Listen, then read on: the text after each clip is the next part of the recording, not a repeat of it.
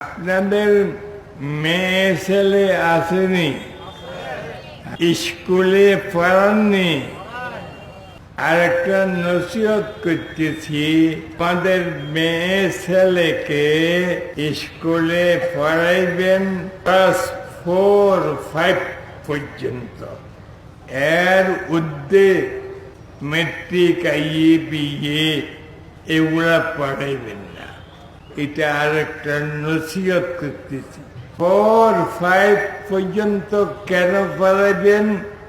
এই মহিলাকে বিবাহ দিলে জামাইয়ের কাছে চিঠিপত্র লিখতে হবে, টাকা পয়সার হিসেব নিকেশ রাখতে হবে, সেই জন্য কিছু বাংলা পড়া দরকার।